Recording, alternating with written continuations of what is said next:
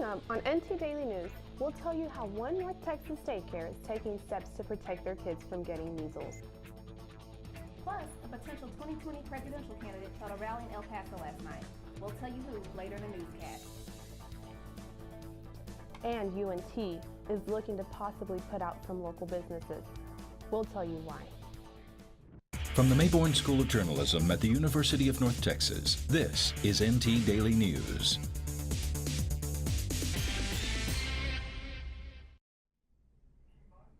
The measles have made its way to Denton County. Thanks for joining us. I'm Jasmine Johnson. And I'm Jacqueline Jordan.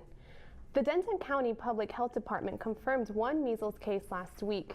And NT Daily's Erica Torres tells us how one parent feels about vaccines and if a local daycare has been affected. Laura Jones, mother of 3 and a Tiny Tykes employee, said she believes in vaccinating kids.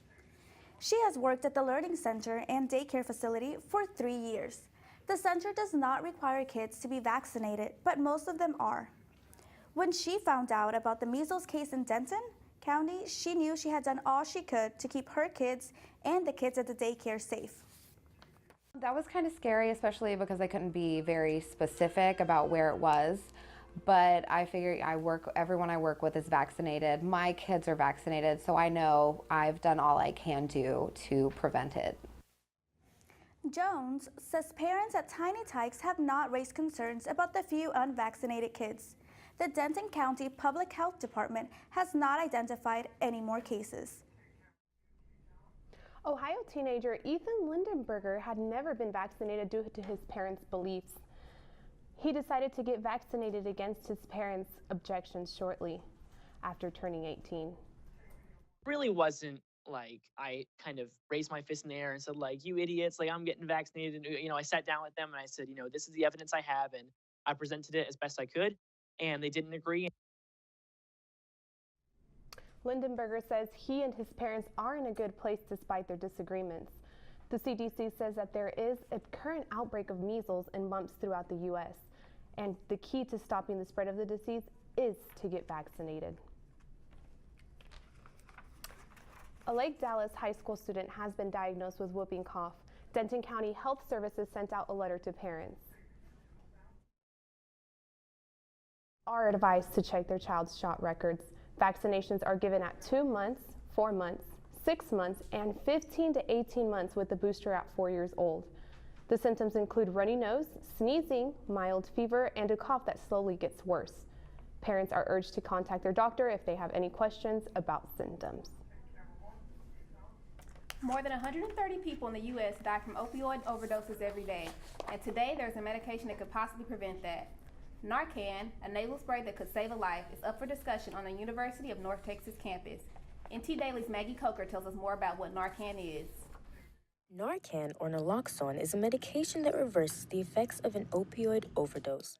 According to UNT Pharmacy Director Karen Knotts, it is administered through injection or a nasal spray and has no major side effects.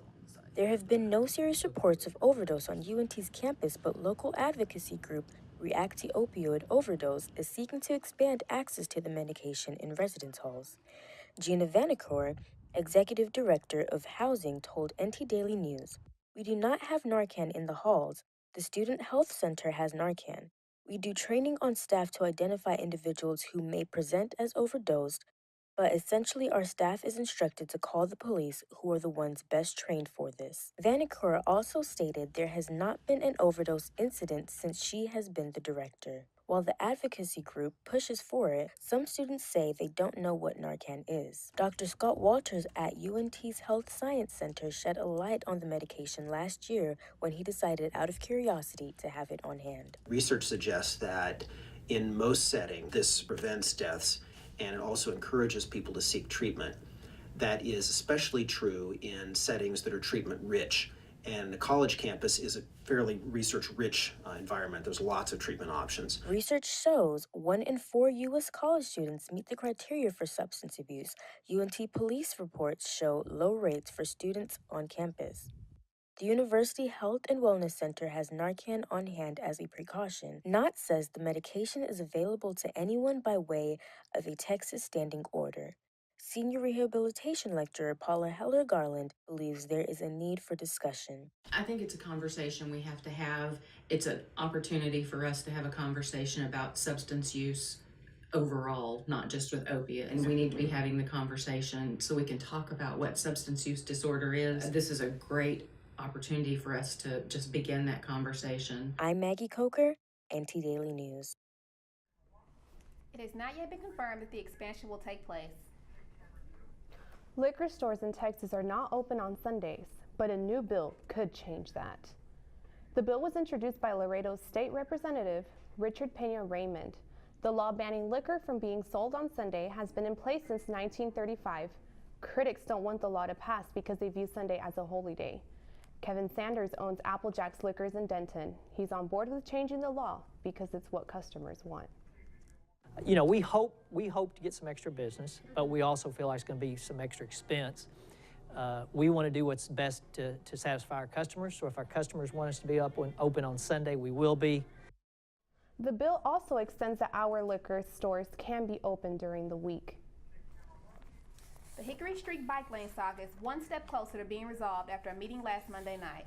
I was at the meeting to find out what would happen. It could be even harder to find a park on Hickory Street after the then Traffic Safety Commission unanimously voted to recommend option 2 to the City Council for implementation. Under option 2, parking on the north side of Hickory will remain the same. However, parking on this side of the road, such as these parks right here, will be removed in order to create the protected bike lane. City staff has worked with the consultant to develop 5 potential options. These options include removing parking on the north or south side of Hickory, adding a bike lane behind the curb, removing a travel lane, or enforcing a calm street. Costs for such projects range from $83,000 to $250,000. Based on cost, safety, and simplicity, transportation engineering staff recommended options 1 or 2. Cyclists in attendance at the meeting said they support a protected bike lane. But as a citizen that walks around here a lot, and someone that used to cycle around here a lot, I want you guys to think about it. Who are we prioritizing? What are we prioritizing?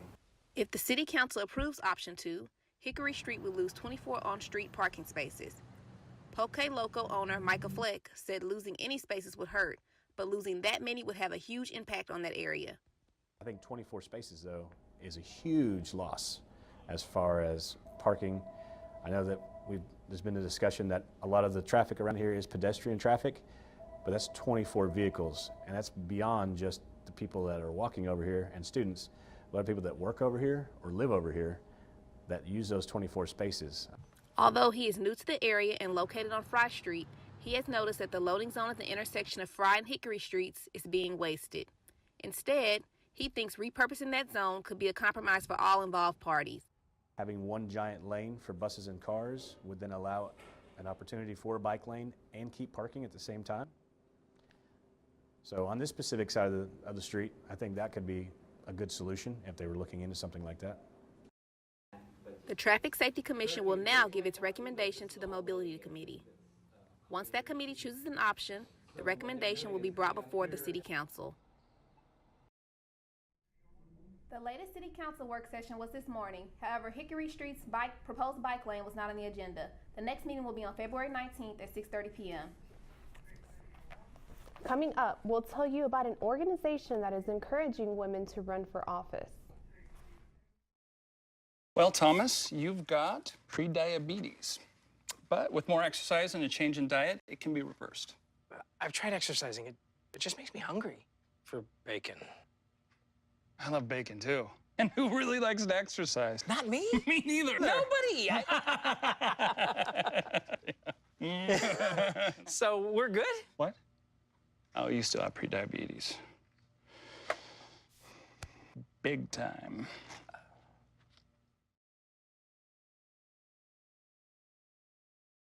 I see you mobbing over her. Let's go.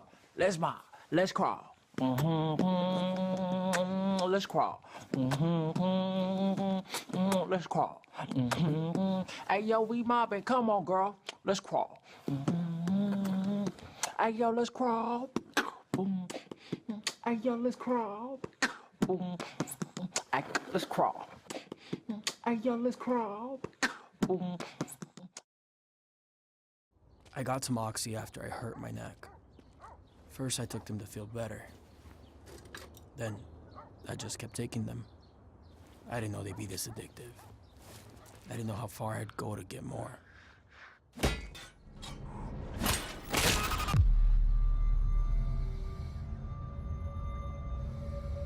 Opioid dependence can happen after just 5 days. Know the truth, spread the truth. I, Krista, take you, Jamie, to be my wife. When we found out that we were pregnant, we were just elated. We were just sitting there waiting for the pediatrician. She said she won't be taking you in as a client.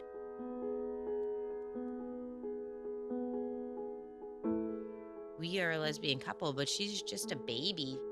She's the one you're denying the service to.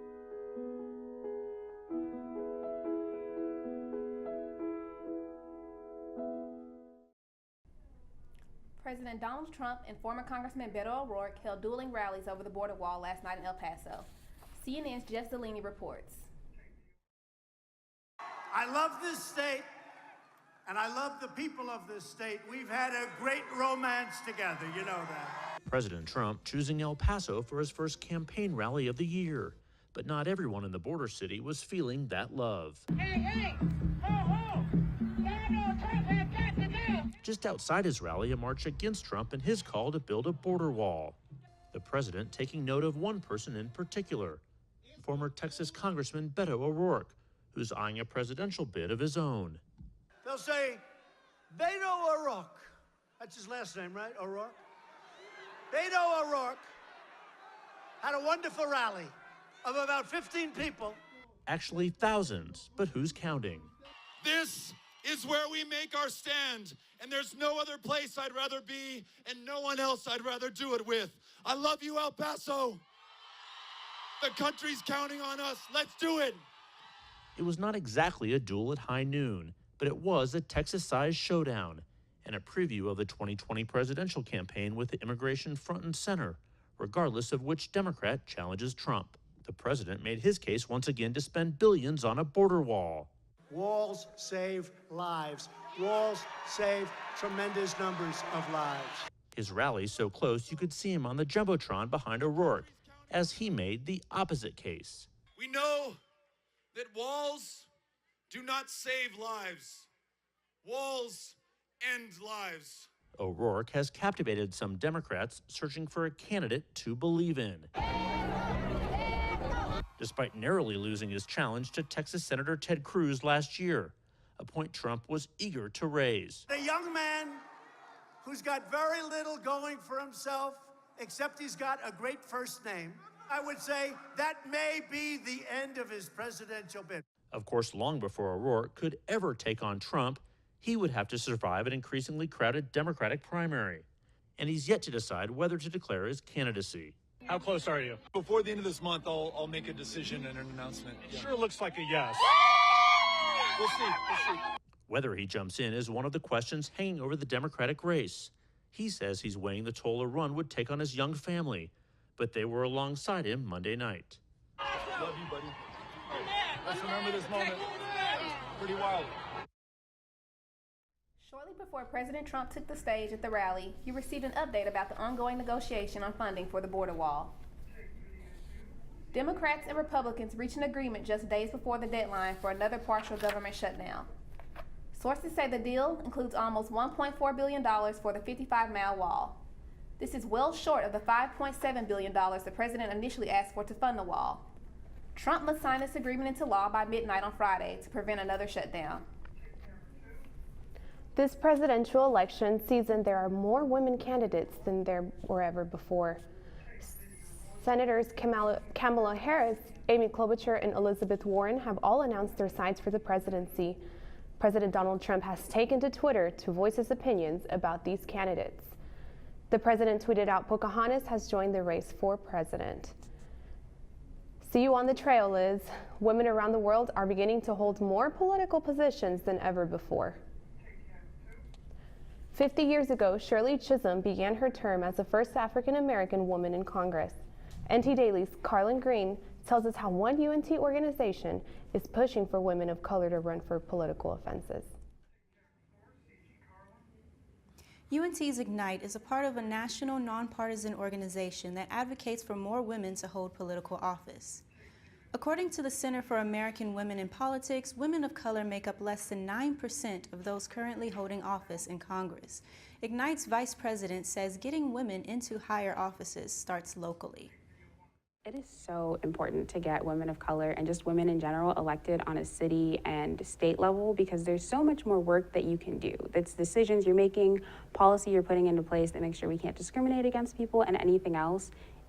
There's so much power that you hold when you're in a state office. You can change, maybe you can't change the entire nation, but you can make strides forward in your home state or your home city that you wouldn't necessarily be able to push the whole country forward at one time. Deanna Ayre says that she plans to run for political office later on in hopes that she can encourage more UNT students to do the same. Coming up, we'll tell you how one program is helping foster kids earn their college degree.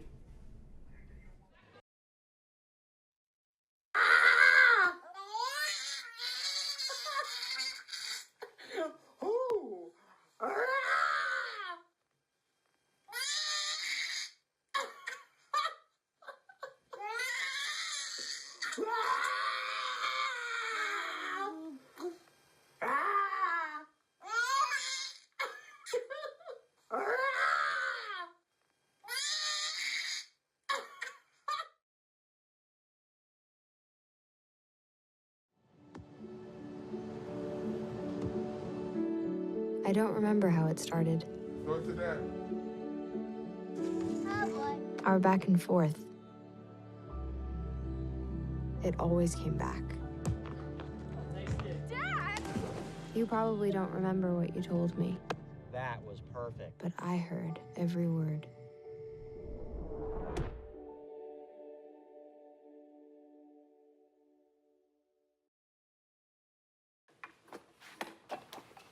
Did you hear about the pony with a sore throat? He was a little horse. Can I tell you a cat joke? Just kidding. Why couldn't the Wait, why was the basketball court all wet? Why? Because the players kept dribbling all over it. Where did cats go on vacation? New York.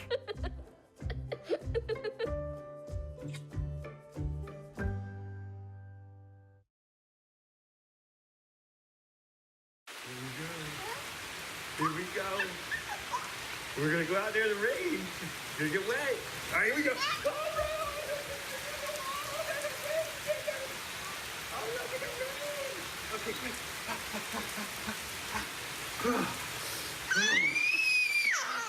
Oh, yeah, yes. So much fun. Mwah.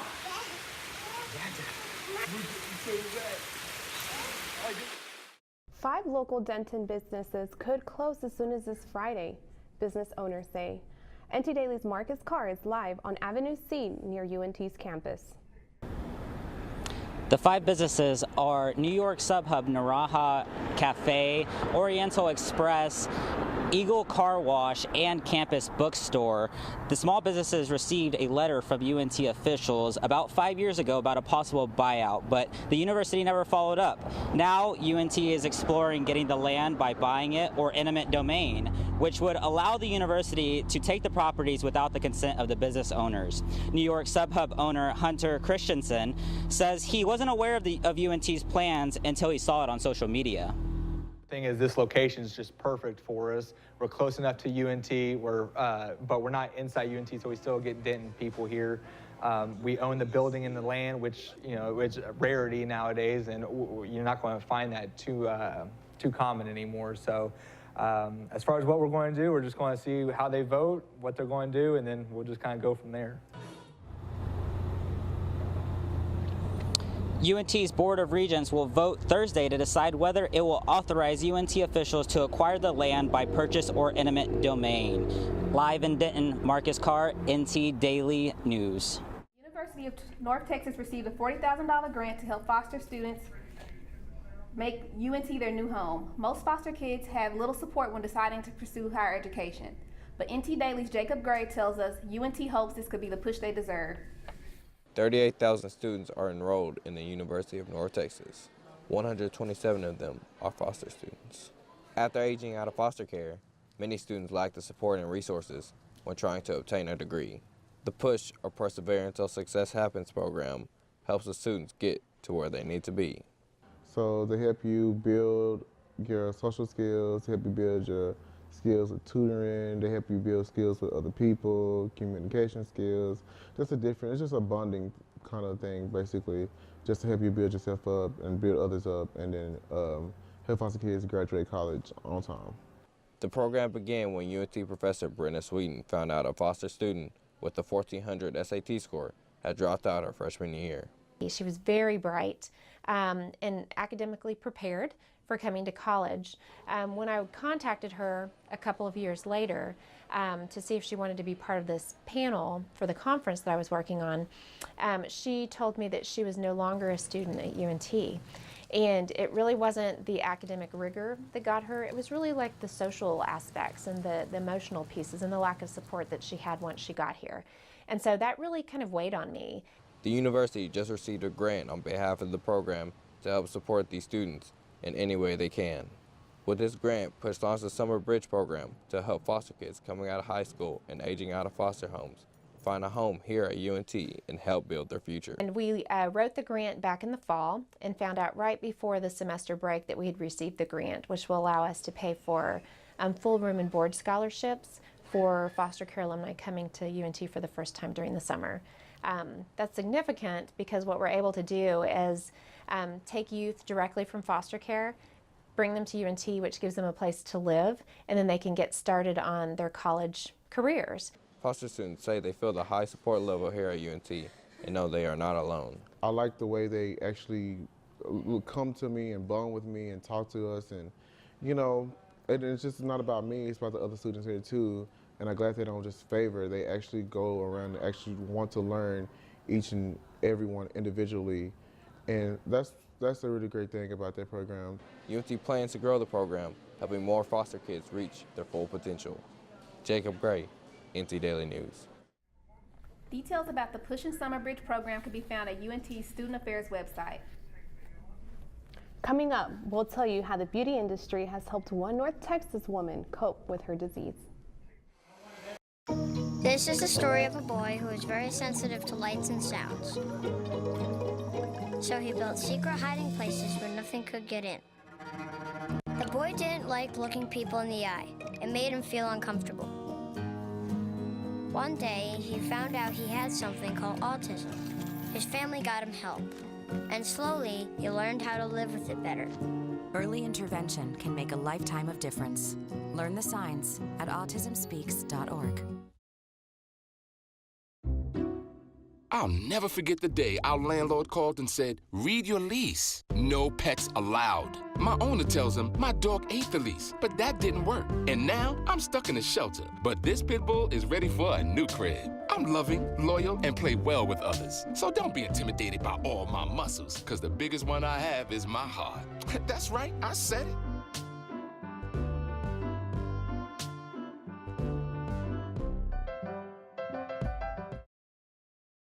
See on page 4 that the projections need to be tornado next Thursday. Seriously? Thursday? Can't do that. This is really inconvenient. I have yoga that day. I have no time for this. So. I can't do Thursday, but I can do Friday. Disasters don't plan ahead. You can. Talk to your loved ones about how you're going to be ready in an emergency. Don't wait. Communicate.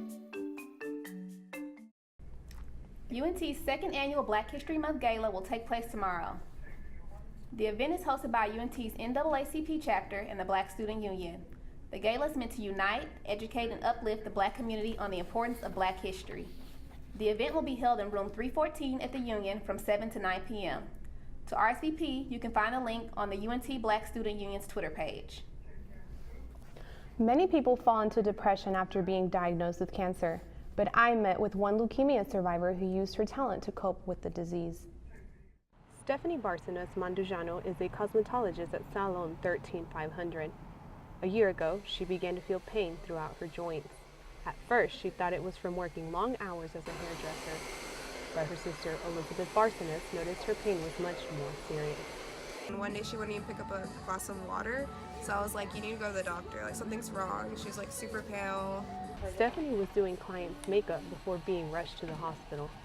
And they ran tests on me and my blood level was super, super low, so they told me to go to the ER. So I went to the ER and then they ran more tests, you know, and my blood was really low. They said if I didn't get there in time, I would have died on the way there, like passed out. That's how much blood I was losing. She was diagnosed with leukemia, and while it's been hard, her chosen profession has made it easier to cope. I could do my makeup, I can do wigs, obviously, because all my hair fell out, and it was kind of traumatizing as a hairdresser to see that, you know, all your hair fall out and everything. But luckily, I have the skill to kind of know how to do makeup and my hair, so that really helped, like, bring my spirits up. She says leukemia helped her appreciate life and all she can do to make it beautiful in the face of adversity. Stephanie says the key to recovery is to stay strong and push through. You can help those fighting cancer by giving blood. 1 pint of blood can save 3 lives. One 16-year-old girl is receiving the gift of life. After 12 weeks of being in a coma, Jasmine Burdickey's family threw her a party to cover all of the holidays she missed. Christmas, Thanksgiving, and even a Sweet 16. Wherever you look, there was a different celebration taking place. Miraculous what medicine and believing and prayer from our community can do for us. I feel good. Jasmine is now legally blind, but she is hopeful her sight will come back one day. Her mom says it's a miracle she is here to celebrate. UNT had an impressive 17 faculty and alumni nominated for the 2019 Grammys, which aired on Sunday night. The John Daversa and Big Band featuring UNT alumni Jeff Driscoll, Jack Wingrosky, Derek Pyle, and Brian McKee won for Best Large Jazz Ensemble. UNT alumni and country star Maren Morris was nominated for 5 awards. Unfortunately, Morris was not a Grammy winner this year. Edward Stephen and Frank Green, who won last year, were nominated again, but also didn't win. That's our time for now. Thanks for joining us. We'll see you next time for NT Daily News.